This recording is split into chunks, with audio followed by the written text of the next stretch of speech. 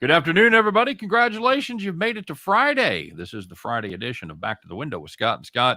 I'm your host, Scott Steen, lead handicapper at winnersandwhiners.com. And I'm your co-host, Scott Rochelle, senior handicapper over winnersandwhiners.com.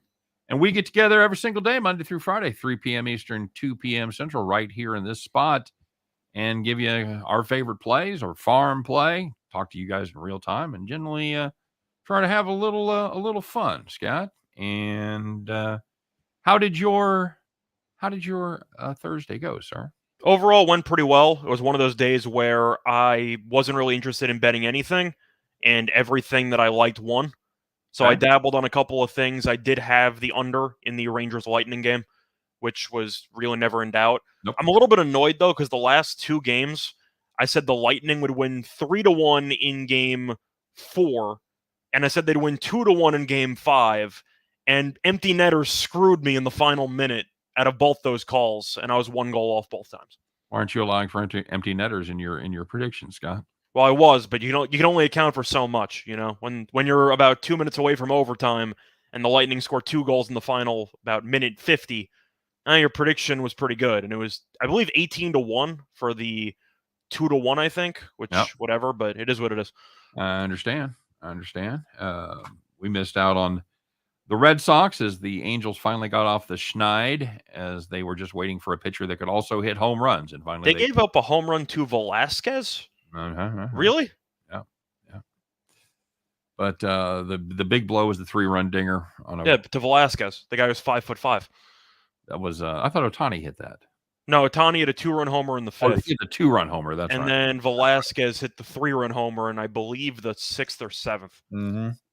I said that right. I said that wrong on the other show. I thought it was the other way around, but yeah, worked out well for them. Congratulations getting off the schneid. Bien Trabajo is around. The Scott twins. Okay, cool. I felt every emotion while catching that Yankees cover. Never a doubt, buddy. 7-2 in the third inning, fourth inning. Okay. Trabajo, you're underestimating the power of the game after theory. Yep. It's too powerful on my end, man. It's too powerful. You cannot be beat. You can only hope to be contained. Fernando's not a big foreplay guy. He just wants us to go right in, just start plowing away. That's not how we do it here, man. We've got we're going to talk about it. Oh, sure we will. We got shit to talk about, though, man. Andrew's great undercall in the Ranger game, and that was we both had that. Was that your play of the day? No, my play of the day was UFC related. I was going to do it, but I usually cut myself off at around 135 for minuses, and the Rangers under was around minus 140, minus 145. I would have given it out, but I wasn't sure if that was too juicy to give out, so I just decided to pass on it.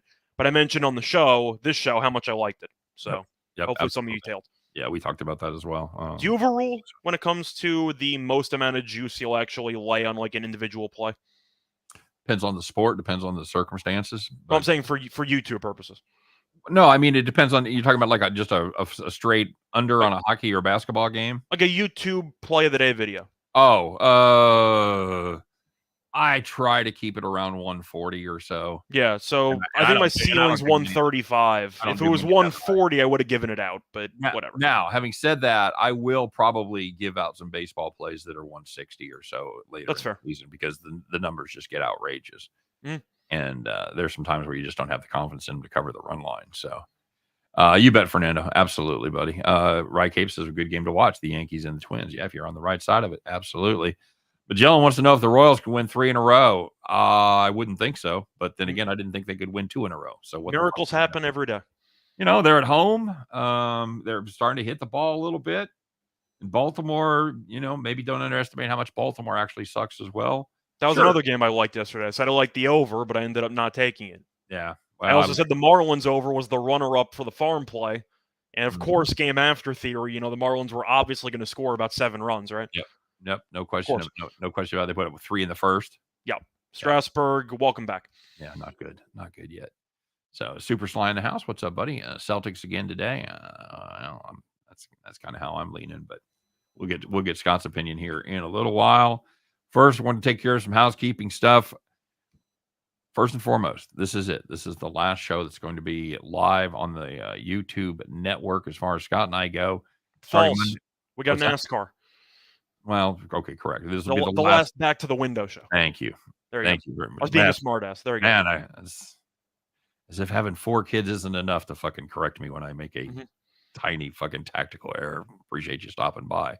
Yes, it's the last Back to the Window that will be available on the YouTube the Winners and Whiners YouTube channel. After this is going to be Max Wagers Network. So get over there while you're thinking about it right now. Just open up another window on your phone, on your computer, whatever, and get subscribed to the Max Wagers Network, because you're going to catch all the great content over there, like Midday Money with Sean Higgs, Morning Wood with Allie Burns, me and Chris, me and Scott, Sean Miller doing soccer from around the world, and of course, Nick, Tim, and Detroit Lenny doing Game Time Decision. I believe Tim is probably at the East Carolina game today. Tim usually checks in with us, but I believe he's out there watching some baseball. They still winning? Gee, I saw it was 7-5 in the 7th. I don't know if they're still winning or not. It is now 8-5. They knocked in another one. So, well, do you have East Carolina there at 135? I did not end up betting that game, but I know we talked on air. I think Texas is overrated. They fall apart every year. I said that when we had Earl on the show. And I said Texas is one of those teams that could be favored as much as you want. Doesn't matter what the sport is. We saw it in women's softball as well. They don't really lift many trophies. They just give you the illusion of lifting trophies. Okay. All right. Well, I mean, of course, this year in college baseball, they were good and not amazing, but they were preseason number 1, weren't they? I believe that's correct, if I'm not mistaken. Of course, that didn't materialize. They've kind of underachieved for most of the season compared to what their initial expectations were, but right. I'm not surprised that they're losing in the first game of the Super Regional. Friend Francisco wants to know if we got any thoughts on the Dodgers in San Francisco. Eunice against Bueller. I would say Eunice. It's really Junis, but I'm going with Junis there. Okay. Bueller's been struggling recently, and I know he's still 6-2. The Giants, of course, have been a bit underwhelming this season. I mean, they set the bar pretty high last year, to put it lightly, but Bueller has been vulnerable for the last month or so. Yeah, 12 earned in his last 3 starts, covering 14 in third innings. Not good. So do you want to lay 155 with Bueller? Because I do not. I don't. Chris liked laying the 150 there. I didn't see it. I think the Dodgers should be probably a small favorite here. You know, the Dodgers are going to be, they're going to roll out of bed minus 130. But Junis still, he's hanging in there, pitching pretty well, man. He had a little dip. He gave up a few runs, but he's been much better in his last 3 starts, giving up just 4 earned over his last 3 starts. I certainly don't want to lay 150 with the Dodgers. I would be perhaps interested in taking a small shot with the Giants there at plus money, getting plus 135 or so. I'm okay. I think it's a good price. Now, Trabal was mentioning Vince Young begs to differ about Texas. Just so people remember, Vince Young, that was 16 years ago. Just saying. That was 16, 2006. It was a great baseball game. I was hoping Vince Young would succeed in the pros. Didn't work out. Shout out to great football game. Sorry, I said baseball game. Yeah. Great football game. Shout out to Jeff Fisher for completely sabotaging Vince Young's career. But when you have to point to 16 years ago to talk about the triumphs of the Longhorns, I think my case stands. You? Well, I do, because they've got much higher expectations than that in Austin. So besides that, their ceiling was Colt McCoy, and they lost in the title game to Bama. That's basically been the peak of their football program for the last 15 years. He still lives in 2006, unfortunately. East Carolina, looking at the bullpen looking a little shaky there, JC. Absolutely correct. Yeah, no question about it. They did a nice job with their starter, but the bullpen looks like a college bullpen right now. It really does. So, live overs all over the place, as far as the eye can see. Hey, don't forget to check out the great deal we got with our pals over there at Caesars. $1,100 first bet insurance. Make your first bet your best bet. You got something you're locked in on. Maybe you got to play from that basketball game you know is going to cash tonight. This would be a good opportunity to exploit that. Get your account loaded up. Your first bet with the Caesars, they will guarantee it up to $1,100. If you win your bet, congratulations, you just won your bet. But if you lose, Caesars will make you whole up to and including $1,100. Make sure you use the code ATSWINS Caesar. That's ATSWINS CZR. And it is available only in states where Caesars exists, of course. You must be 21 to play, except for Wyoming and New Hampshire. So check all that out in the description. You can get the code there as well as the link right to the promotion. So with that being said, let's take a look and see what happened yesterday, Scott. There was a lot of things going on. Some of the games we've already talked about, and some of them we have not talked about as of yet. So let's find out who it is, who took it in the shorts and who took it to the bank. The winners and the whiners, if you will. You know who you are, but now we're going to bring the world on board and share your pain. It is the Friday edition of Call the Cops.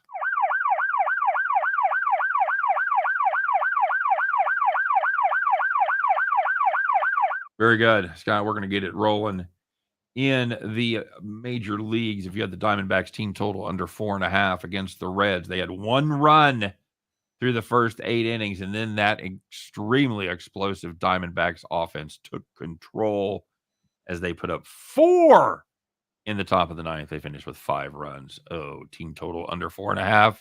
Very close, but call the cops. Yeah, the explosive Diamondbacks offense or the awful Reds bullpen. There are a couple of ways to phrase that, but it still went over.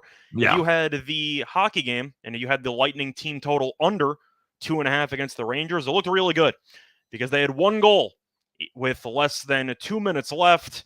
And it looks like you're headed to overtime. Not so much. Palat deflects a shot in front of the net.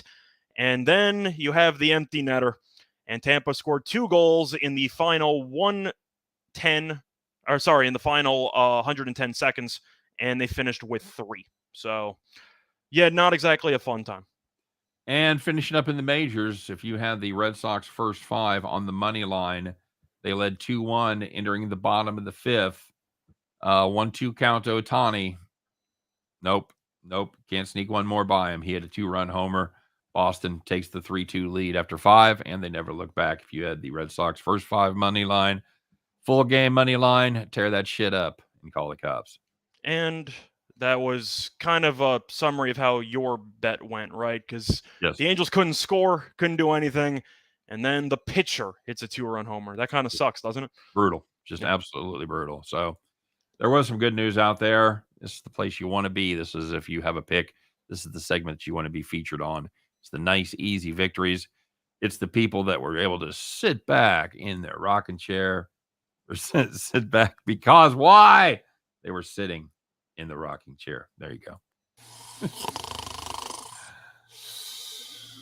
Close enough. So the first one, if you had the over 8.5 in the Dodgers and White Sox game, you had 11 runs in the first 5 innings. And Chicago's known for their wind, but not for their rain. So they played the entire game, and it landed 20. Very good. If you had the Yankees Twins over 8.5, didn't have to watch this one long. Although if you had a side, you certainly should have because they put up 9 in the first 2 innings, Scott. 9. I believe that was a 7-2 lead for the Twins, if I'm not mistaken, was that 9 runs. But no worries. Here come the Yankees. 8 unanswered runs. That game ends up 10-7 and 17, doubling up your over of 8.5. And the last one, if you had the Marlins on the money line or the run line, because of course they did game after we had them, they led 7-2 after 5 innings, and they won 7-4. Look at this. Now, yesterday we had to kind of force one in there because we hadn't had one in a while, and then lo and behold, just a few hours later, one of them showed up, and it couldn't have been more obvious. I knew you would want to talk about this. Of course. Let's find out who it is. It's Scott. And I'm gonna let him do this one as we find out it's the Friday edition of Donkey of the Day.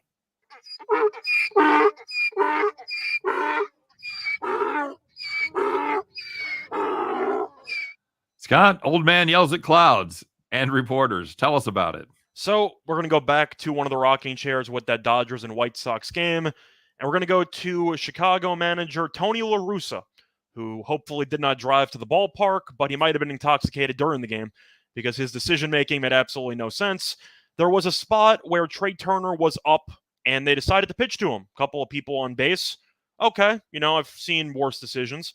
And they got to 1-2, exactly where you want it to be for a count. Mm-hmm. And then the next thing you know, they decided to intentionally walk him Me three. on a 1-2 count to pitch to Muncy, and Muncy hit a 3-run homer 5 pitches later. Then, to make matters worse, La Russa defended his decision, which I don't fully understand, but I mean, can we say he defended it with vigor? Can we see he gave a spirited defense of his position, Scott? I guess you can say that. He was talking about batting averages and percentages involving Turner with people with basically he was mentioning a bunch of scenarios, but he just didn't account for a couple of variables. One, why would you even throw any pitches to him if you're going to walk him anyway? Right. Two, I mean, you're looking at Turner's numbers with a 1-2 count. What's he hitting at 1-2? Yeah. It's not good. No, of course not. So the whole thing made no sense. Yes. Anytime you're facing an 0-2 or 1-2 count, I'm guessing your average probably drops off by 100 points. Give or take. I forgot the exact numbers, but they showed it. Turner's numbers with 1-2 counts are not very good. Nobody's But I mean, I don't know why you wouldn't try to get one more strike on the guy. I don't get it. It may not be the dumbest fucking thing I'll hear all week, but bad. It's the leader in the clubhouse at this point. So, yeah, and you kind of touched on it. It was more is just his attitude in the postseason press conference, just the arrogance to even question. I mean, he made it sound like you had a guy swinging away with the bases loaded. It was like it's just such a no-brainer. Why would you even ask me such a stupid fucking question? What are you morons? And I think everybody in the press room was like, what the fuck is this guy talking about? Because it was. Can you remember that happening ever? On a 1-2 count? Yes, on a 1-2 count. I think the only time it might have ever happened would be if you had first and second, and then you had a double steal or something. Yeah, if they decided all right, we need a double play or something. But in this situation, no. But even then, with the 1-2 count, even then it's a stretch. But I'm thinking of hypotheticals. That's the only situation I could think of. Yeah. It's crazy. That was in just the arrogance and the attitude. I was a proponent. Apparently, I'm a little more patient than you, and that's worked out well for you this season because there hasn't been much patience in the big leagues. So it's possible he doesn't make it to the end of the year, Scott. If the White Sox don't rally the ship here, I thought if they played mediocre baseball, he would probably be able to survive the year. But if they went in a slump, could be the All-Star game. May not take as big a slump as I thought. It may not take much at all to get them to cut bait. I thought that La Russa was a terrible hire at the time.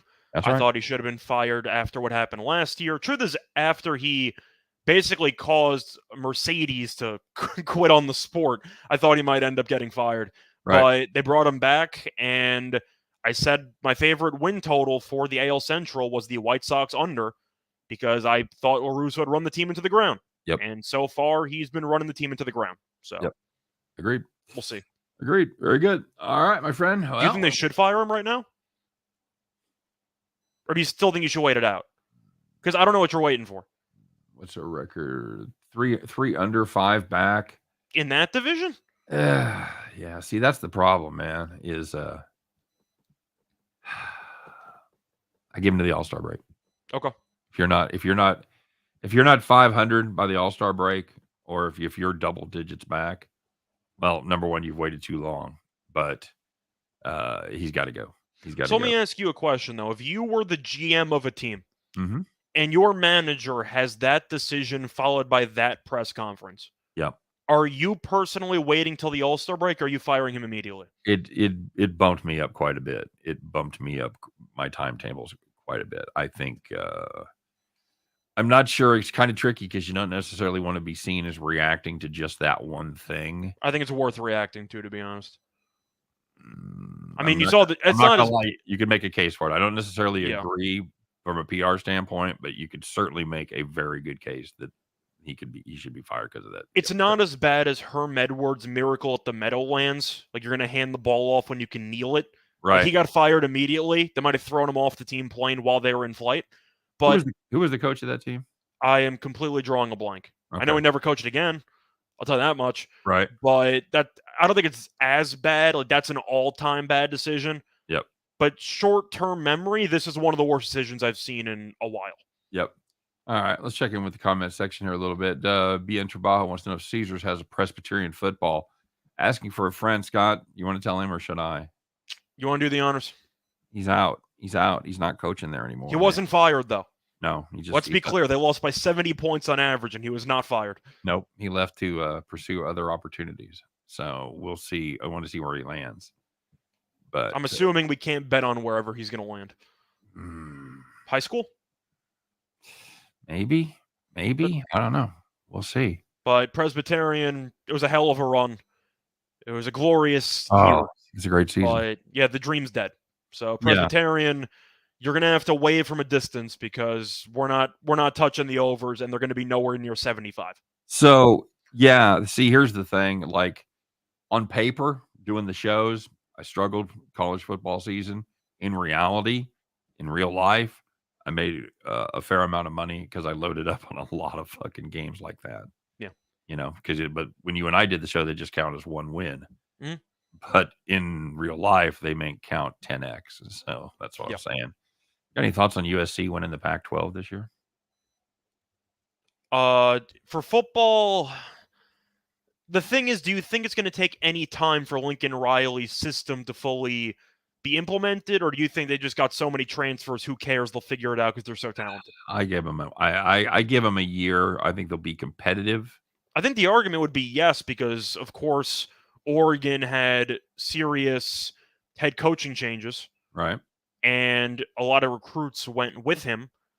Now, for the record, I don't think that Oregon's coach was very good from an X's and O's perspective, but he was a hell of a recruiter. I'm sure Miami's going to recruit very well. We'll see what happens over there. But Oregon should have a bit of a down year.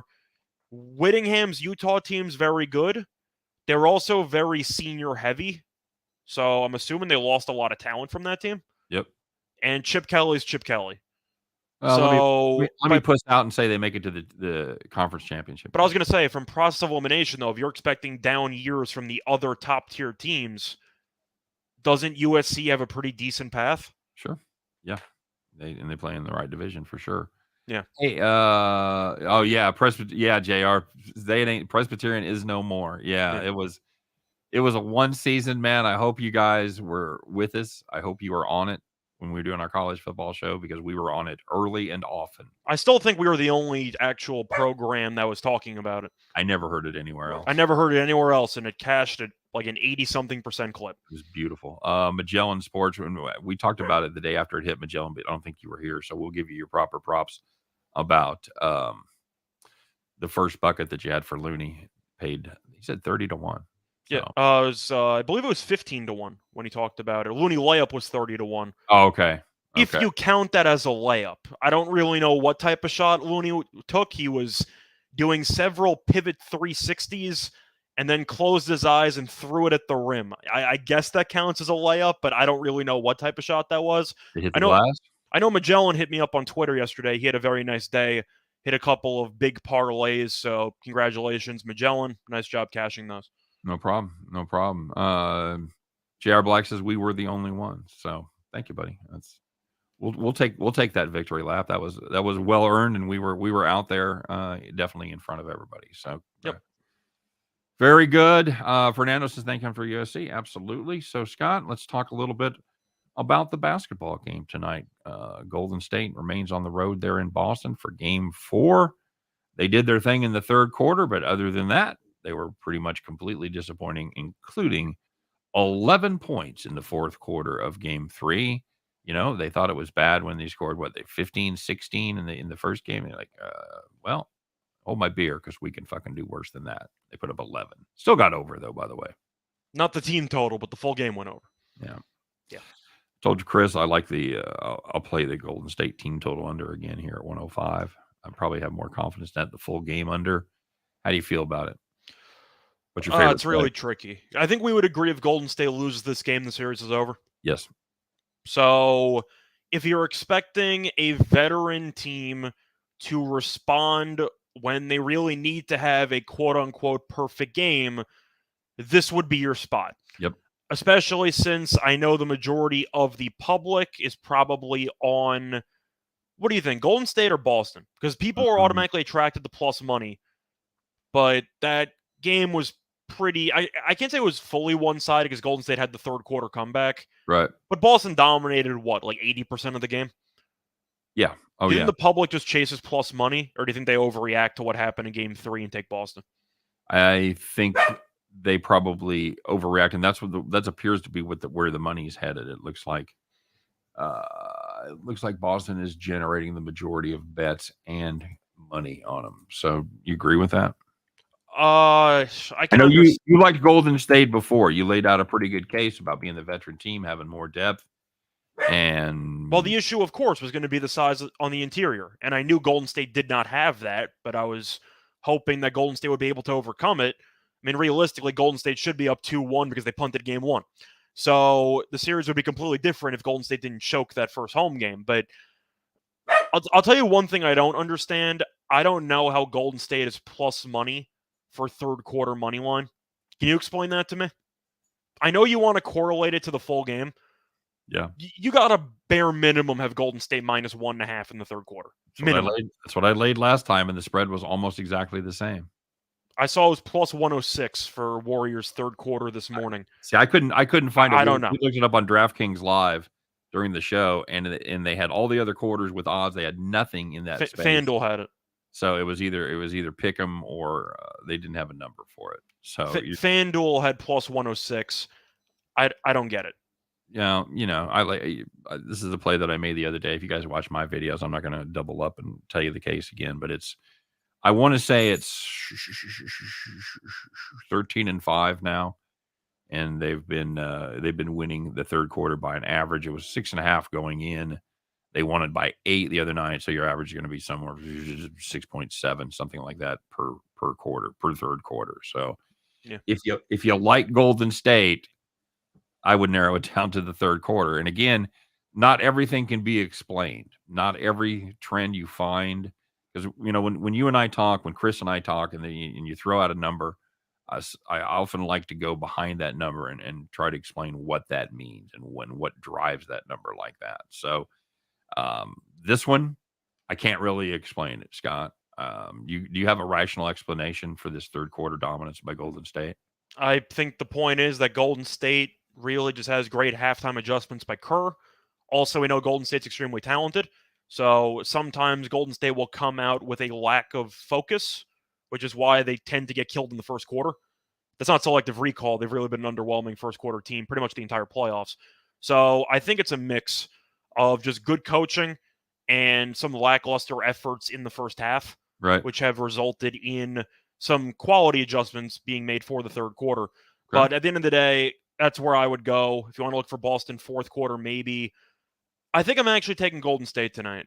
Okay. It's a spot where I understand people are going to automatically ride Boston. They're at home, and they dominated in pretty much the majority of Game 3.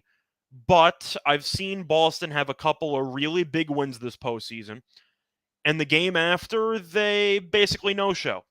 And I don't know why that's the case, but Boston has been known to drastically underperform the game after big wins. And if you're going to give me a veteran team that needs to have it, I think you make a good case for taking the contrarian angle here. Okay.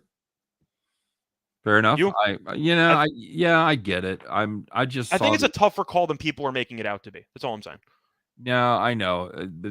Boston has dominated the majority of these games. If it wasn't for the third quarter, it would be just absolute blowouts here. But does it concern you at all that Boston has had a history in the postseason of having these big get-up games and then immediately just punting the game after? I don't love it, but until I see it in the finals, I mean, they did it obviously in Golden State as they came out with a big victory in Game 1, and then he kind of shit the bed. They kind of Amber Hearded it in the second game. So I will be curious to see if that trend continues at home. I like the fact that they're at home. I still think there's value on this Boston team. I'm going to ride the other way, Scott. I faded you the other night with Golden State. I'm not going to criticize you. I think Boston's the better team. But if you want to talk about spots. And it's the same with Golden State, because I totally get it about this is Yeah, we hate to do it. Can you call it the must win? No, it is a must win. I think we would agree Golden State is not talented or deep enough to come back from 3-1 down. I would not imagine Scott Foster is the referee tonight, Bill, after refereeing the other night. Have you heard the referee crew for tonight? I believe I did. Let me just see what I can get. Okay. I know for a fact it's not Scott Foster, but Bronco says Boston tonight, so much better bench. Yeah, that's become the case, and we talked about it before the series that we kind of thought Golden State might have had a little bit of a better bench, but that has not been the case. As Poole hasn't been good. Wiggins Poole's been okay. He's been fine, but Wiggins has been certainly below what he was in the rest of the playoffs. I'm just expecting Marcus Smart to suck again tonight. He had one good game. Now he's obligated to have a bad game. And yeah, we've seen this movie before. I said the most important player in the series was Marcus Smart because if he shoots well, Boston's almost impossible to beat. Yeah. The issue is when he shoots terribly, he shoots really, really badly, and Boston tends to lose. So keep an eye on that. Because either way, he's going to keep shooting. So. Yeah, he's going to keep shooting no matter what. So just keep that in mind. But I've not gone through the correlations of parlaying or fading Boston with Smart under in points, but I'm sure you've made a killing if you've done that this postseason. Yeah, that would seem to be a pretty good correlated parlay for sure. By the way, East Carolina stretching it out now. 12-7. Still just one out, runner on second base. Open it up. I feel like I couldn't believe it went to 175 today. I got 135 yesterday, and I was thrilled. It's all about reputation, man. It is. It is. It's you're paying a little Texas tax there, as everybody knows Texas, and people think about East Carolina and they think about their football team or their basketball team and think, but it's good. It's a good baseball team. I doubt if I would be as hip to East Carolina as I am without Tim Earl around. Yeah, that's fair too. All right, my friend. So you and I are, and where are you at for the total? For the total, it's a little bit tricky because the last game went over because of the pace, and I'm curious what adjustments Golden State is going to make. I think I have to lean over just because of how much faster Boston played. And it barely went over, but the fourth quarter was disgusting. I mean, yeah, that was out. Yeah. When you say that barely went over, it is true, but it should have gone over by easily double digits. It was a rare rocking chair over that cashed by like 5 points. Yeah, that's a good way to put it. But I'm going to lean over there. My play of the day was a prop. Money's actually coming against me, which I find a little bit surprising. Okay. I took the over 7.5 rebounds for Looney. Okay. I don't know why there's been money on the under, because Golden State's only answer on the glass is playing Looney more minutes.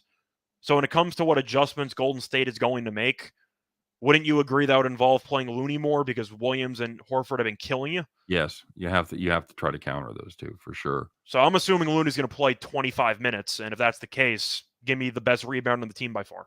Yep, absolutely true. Andrew has loaded up on East Carolina. Had him at 125 yesterday, 165 today, 175 today. Just fucking keep piling them up, buddy. Very good. Very good. All right. So I think we're diametrically opposed here, Scott. We're on different sides of this game completely. So I mean, I have other plays that I like more than the side, but once again, I don't blame you for going with Boston. I mean, they've looked like the better team. I'm just looking at the spot, saying if you want to go for a contrarian angle and fade a team that's tended to struggle backing up quality performances, I don't mind it. I would probably wait to see what Curry's ankle status is. Of course, he's going to play, but I kind of want to see how he looks in warm-ups, etc. Right. But, I would lean Golden State because it's a game they kind of need to have, and Boston's had these spots, which kind of scare me. Okay. Let's take a look at the baseball card. JR, is there any game you want us to take a look at in particular? Because we got the full card tonight. Promise you, we're not going to talk about 15 games. So if you got anything in particular, I'll wait for a response. Scott, what do you like tonight? Do you think the Royals can win 3 straight? Anything's possible, but easily tonight. I don't mind it. Kansas City's offense has been good. The thing is, if you think both pitchers are going to be awful, then you might as well take the team that's been hitting better lately, and that's Kansas City. Yeah. So I'll lean to the Royals there. Looking through the other lines, it wasn't exactly a great card today. I was considering. By the way, Zimmerman has been dreadful his last 4. He's been awful. So if I looked at any game of the series that I thought Kansas City should win, it would be this one when you're fading Zimmerman. So Besides that, I'm looking at. I know the Wind is going to be pushing out, but I don't mind the first 5 under in that Guardians and A's game. Okay. Blackburn hasn't been as good recently, but he's still a solid pitcher. And you have McKenzie, who's been really good. So I don't mind a first 5 under about 4.5, if you can find that, because both pitchers have been pretty good. And both offenses are okay. I know Cleveland's offense is top 10, but a lot of it was front-loaded, wasn't it? Yes. So they've kind of cooled back down. Besides that, I already mentioned Junis at plus money. I don't mind. What else do I like? I think that's pretty much it. Okay. I guess the Rays getting about even money. I mean, Minnesota just used half their bullpen against the Yankees yesterday. Yeah. And it didn't go too well. Tampa has been good this season. They're doing Tampa-like things. Half the team's injured. Nobody cares. They keep winning. And they're somehow 11 over, and nobody's talked about them for 3 months. Yep, fair enough. I like Smeltzer. He gives you. I like him too, but Minnesota's bullpen's been struggling recently. The thing about Smeltzer is he gives you some length. You should be able to get into the 6 with him. That's why I said keep an eye. I talked about it on Chris's show. If you want to bet that game live, keep an eye on Smeltzer's pitch count. If he's averaging 17 to 20 pitches first 3 innings, load up on Tampa Bay. That's totally going to be a situational play for me based on how much of a Minnesota bullpen we get involved. Magellan said Gallen's going to continue his kind of a little bit of his slide and going to get knocked out by the Phillies. I just can't get in the way of the Phillies because they've won 6 in a row, and it seemed like the manager firing was the exact spark they needed. So one of those I like Gallen a lot, but I acknowledge he has not been as dialed in lately as he was to start the season, and the Phillies have been really good. So, yeah, I'm with you there. Bill wants to know if anybody else is on France today. You on France, Scott? My on France, they're still winless in the actual competition, which is kind of weird, but I also don't really know what this tournament is because most of these teams, if not all of them, have already qualified for the World Cup. Right. So this is kind of like a tune-up situation. Right. And it seems like France has been totally disinterested for the entire tournament, and they're down 1-0 to Austria. I guess I wouldn't mind taking France potentially to score next or to potentially win 2-1, but they're still currently without a win in the tournament. It just seems like France isn't fully interested in actually winning this tournament. The motivation just doesn't seem to be there.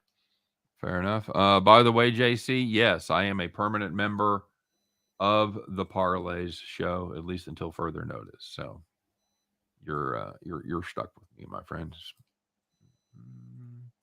Anything else on the card for tonight, bud?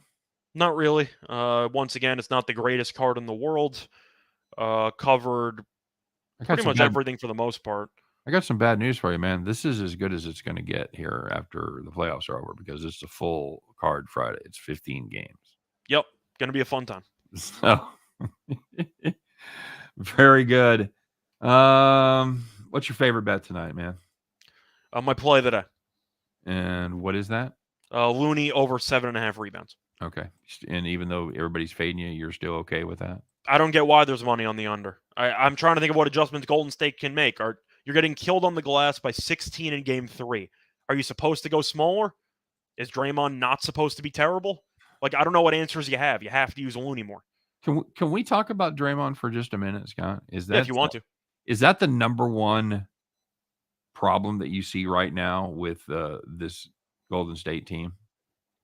It's not that I don't know if it's the number one problem because you still have the lack of size in the first place, right? And they're extremely compromised at the backup center position. But Draymond's been awful, and I think that when your third best player is playing this badly, you're not going to win many playoff series, especially in the NBA Finals. Now, I'm not going to blame the podcast or anything like that because I have better things to do. I don't have time to waste for complaining about him being awful because of a podcast. I just think the issue is that Draymond, ever since the back issue, either this year or even a couple years ago, he can't shoot.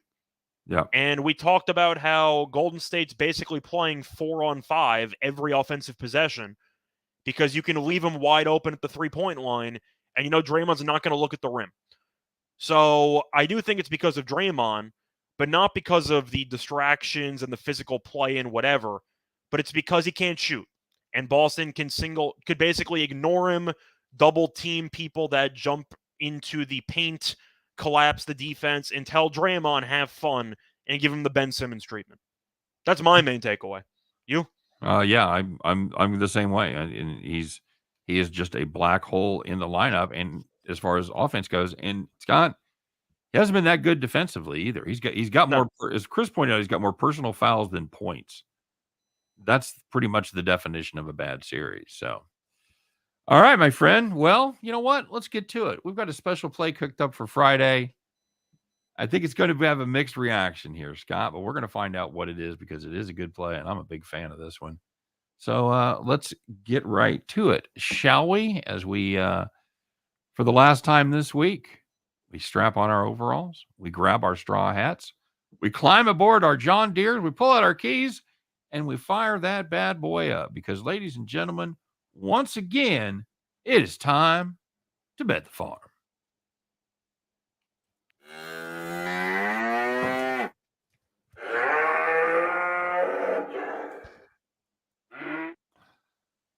All right, Scott. Well, we have rumored this look. We have talked about doing this. We have threatened to do it. We've said we should have done it. Well, today we're finally going to do it. What do we got cooked up for Bet the Farm today? So for this one, we are going to go to the WNBA. And we are going to take a team total in this one. We are going to take the Liberty over 80.5 at around minus 125. Shop around, but we like the Liberty team total over. The Liberty have scored at least 86 points in each of the first two meetings this season, and the Fever easily have the worst defense in the league. Indiana has allowed at least 85 points in 10 of its last 11 games, and the Fever rank number 1 in pace and dead last in defensive efficiency. So they play the exact way you want to because they can't guard anybody and they shoot the ball very quickly. And the over is 6-2-1 in Indiana's last 9 home games. But 80.5 for a team total is just too low, and we're going to take the over. We think they should get to 85. There you go. And some days, Scott and I, we trade back and forth about who suggests what. Some days you don't know who made the what pick. This is not one of those days. You know who brought the WNBA pick to me, and who initiated this one. So very good. I like it. You lay out a great case. We're here to find winners, baby. We ain't here to match the TV schedule. We're looking for the best play every day, and I think we've got that right here. So get down on the New York Liberty team total over 80.5. That's going to do it for the farm. That's going to do it for the show. That's going to do it for the week, and that's going to do it for us on the Winners and Whiners YouTube channel. So, as Scott so aptly pointed out, we have one more show on the Winners and Whiners YouTube channel, and that's coming up right after this commercial break. No commercials. We'll be back at the top of the hour. We're going to be doing it live as a kind of old time sake. We'll be doing our NASCAR show live with Scott, Chris, and our friend Rye Cape. So make sure you stop by and check that out. But if you can't make that, make sure you stop by and check Scott and I out on the Max Wagers Network Monday afternoon at 3 p.m. Eastern at 2 p.m. Central, as we once again will do our very best to help you guys in that journey to head back to the window. Take care, everybody. Have a great weekend. We'll see you next time.